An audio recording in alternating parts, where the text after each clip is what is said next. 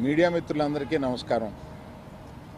2 రోజులుగా ఇండస్ట్రీలో జరుగుతున్న విషయాలన్నీ మీకు అవగాహనలోనే ఉన్నాయి కాబట్టి వాటి గురించి వివరంగా చెప్పకుండా నేను వాటిలో వచ్చిన కొన్ని విషయాల గురించి నేను ఇక్కడ ప్రస్తావించడానికి మిమ్మల్ని అందరినీ ఆహ్వానించాను. ఇవాళ 2 రోజుల నుంచి ఆ నలుగురు అని వస్తుంది. ఆ నలుగురు కొంచెం ఆ నెగిటివ్ షేడ్ తోటి ఆ నలుగురు కబంధాస్తాలతోటి ఈ ఇండస్ట్రీని పట్టుకు బాబు ఆ నలుగురికి నాకు సంబంధం లేదు, ఆ నలుగురిలో నేను లేను. అసలు ఇది 15 సంవత్సరాల క్రితం స్టార్ట్ అయింది ఆ నలుగురు అని. ఆ నలుగురు ఆ తర్వాత ఆ 10 అయింది, అది ఎవరు పట్టించుకోలేదు. ఓ 10 మంది దగ్గర ఉన్నాయి థియేటర్లన్నీ. నేను ఆ నలుగురు వ్యాపారంలో నేను బయటకు వచ్చేసాను. నేను లేను. కోవిడ్ ఆ టైంలోనే బయటకు వచ్చేసాను.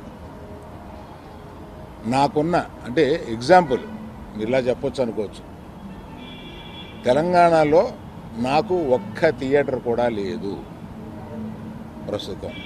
తెలంగాణలో నాకున్నది ఒకే ఒక థియేటరు, AAA, దానికి ఓనర్. కనుక నా దగ్గర ఒక్క థియేటర్ కూడా లీజులో లేదు. ఆంధ్రాలో కూడా అన్నీ వదిలేసుకుంటా వచ్చేసి నా దగ్గర మొత్తం 1500 థియేటర్లు ఆంధ్రాలో ఉంటే, అదే మొత్తం తెలుగు రాష్ట్రాల్లో ఉంటే నా దగ్గర 15 లోపు ఉన్నాయి. అన్నీ వదిలేసుకుంటారాగా అవి కూడా మా స్టాఫ్ తోటి లీజులు అయిపోయిన తర్వాత ఎప్పుడు లీజులు రెన్యూ చేయకండి వీటిని అని చెప్పాను. కనుక నా దగ్గర ఆ థియేటర్లు లేవు.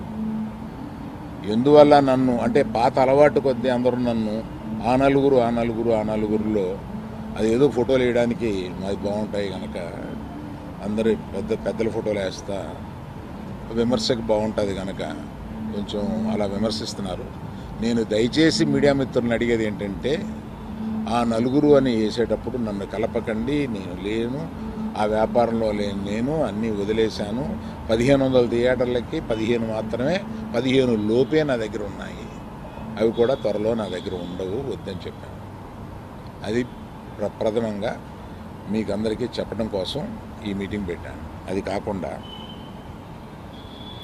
నా వృత్తి గత 50 ఏళ్ళుగా సినిమాలు తీయడం.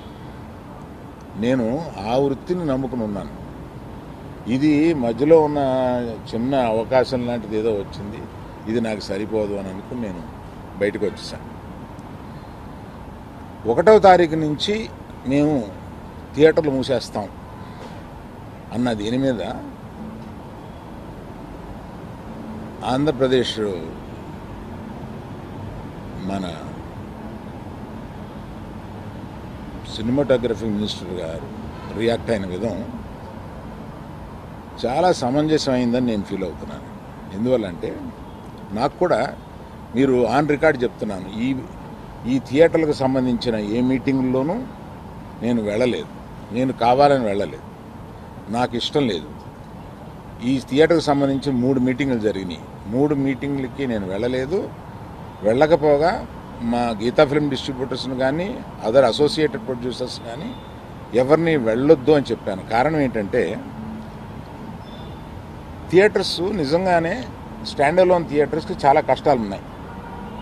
ఆ కష్టాలు ఉన్నప్పుడు అవి వచ్చి డిస్కస్ చేసుకుని ఇండస్ట్రీ పెద్దలతో ఛాంబర్ అని ఒకటి ఉంది, గిల్డ్ అని ఉంది, వీటిని అప్రోచ్ అయ్యి అందులో డిస్కస్ చేసుకుని సమస్యలు సామరస్యంగా కుదరకపోతే అప్పుడు ప్రభుత్వానికి వెళ్ళి